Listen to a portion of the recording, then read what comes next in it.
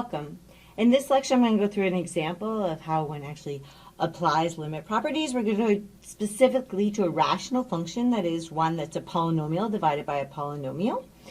And this is going to, the principles that are going to show up in this are actually going to turn out to be their own property, which we'll talk about in the next lecture. But right now, we're really just focusing on what does it look like to apply the limit properties to get something substantial. So let's go ahead and do that.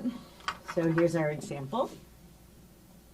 So example is, and we're going to look at, we're going to take the limit as, and then we're going to have as x. So as our input variable goes to pi of, and then the function that we're going to look at is going to be, so on top we're going to have x cubed, and we're going to have plus 4x squared, and then we're going to have minus 3, all divided by, and then we have x squared plus 5.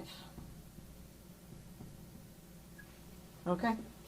And what do we get here? So this is going to equal the limit as, so the first property that I want to apply here is going to be property 4. So this equality that we're getting here is coming from property 4.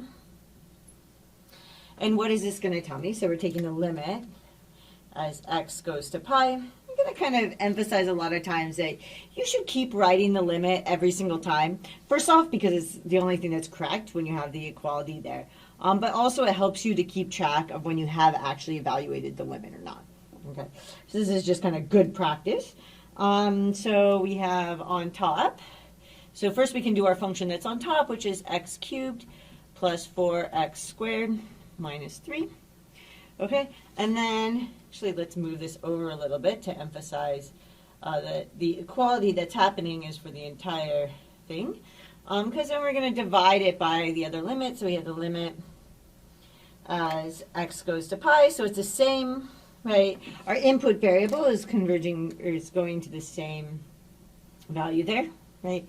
And then we're going to divide by this limit. So we have x squared plus 5.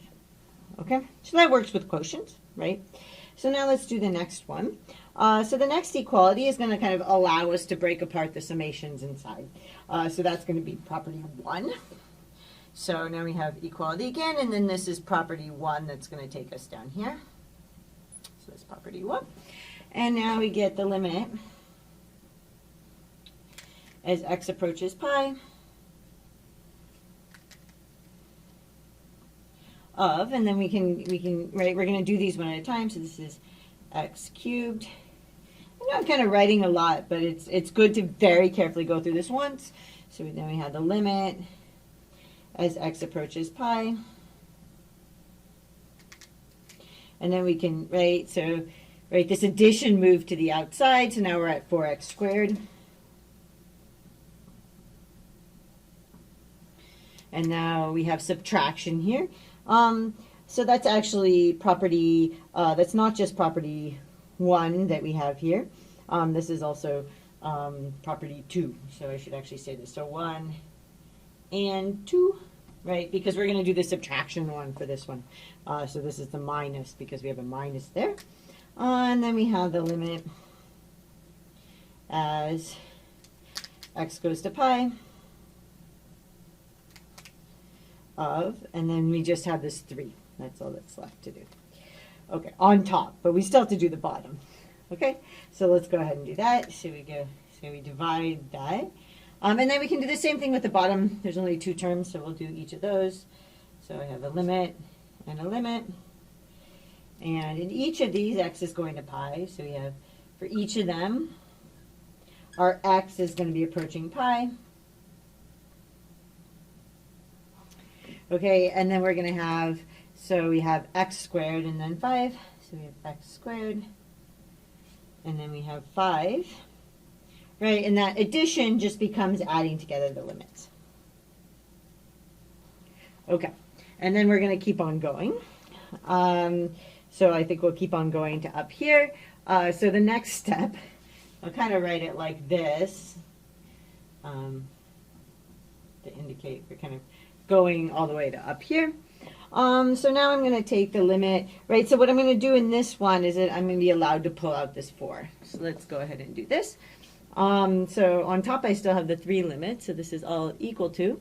And I still have 3 limits on top and 2 on bottom, so I'll kind of save myself a little bit of work by writing these limits. And then they're very, well, okay. So we have limit, and then limit, and this is still addition on the bottom of those limits. This one is still subtraction, and this one I pulled out my 4, okay? So that 4 is now in front here, and we have addition, okay? And in each of these, so what's happening, each of these is still the variable x is converging to something, so we'll just write all those in at the same time to save ourselves swapping around markers in my hands. Okay, they're all converging to the same thing, which is pi. So we can write that in.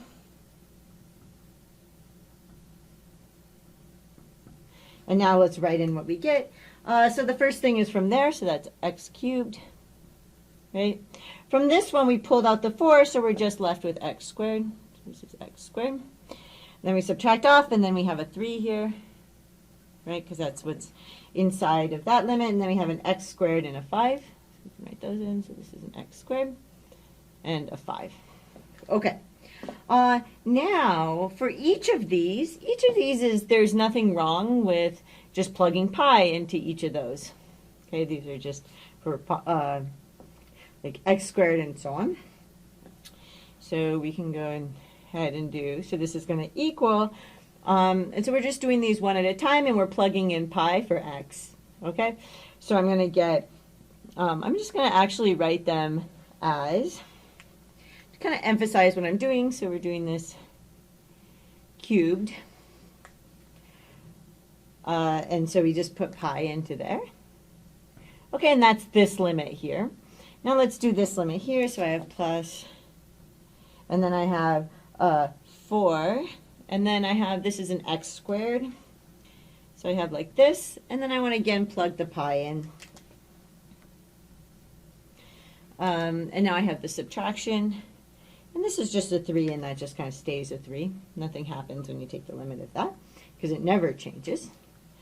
And then I have, on the bottom I have, right, this x squared that I'm going to put pi into.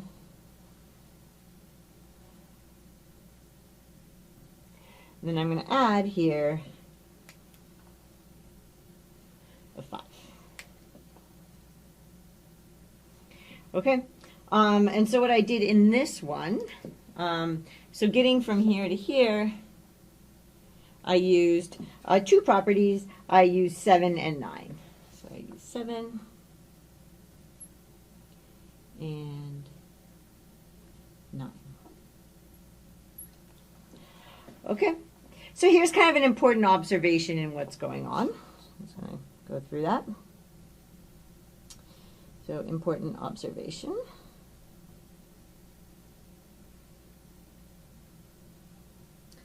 Okay, so our important observation is that we could get the same answer if we just plugged in pi. Okay, so we could get the same answer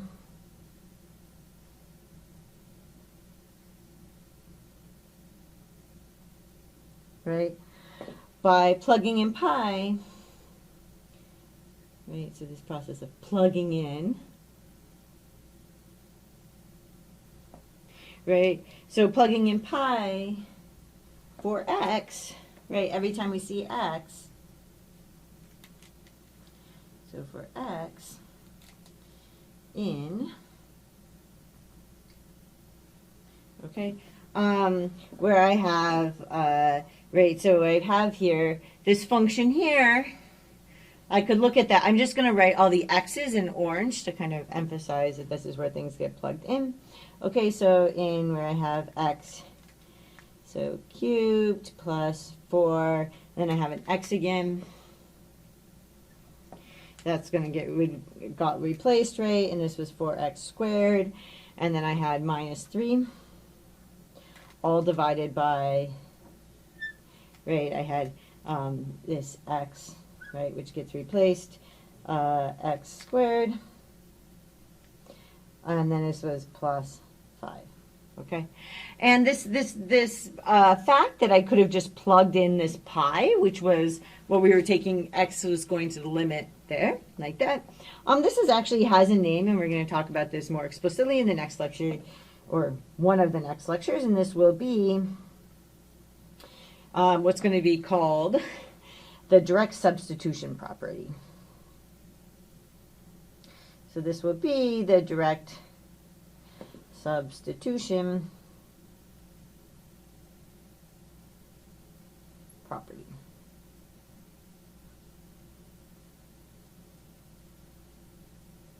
Okay, so that's going to be kind of this important property that when we're talking about continuous and rational functions that are defined at this value here, that we can actually just plug it in. Okay? But getting up to that, what we saw happening was that we could use our limit rules to kind of break this apart so that we actually are just down to dealing with kind of the x squareds and so on. And you could actually use then the product kind of rule at that point. Okay? So I hope that made some sense. And I'll see you in the next lecture.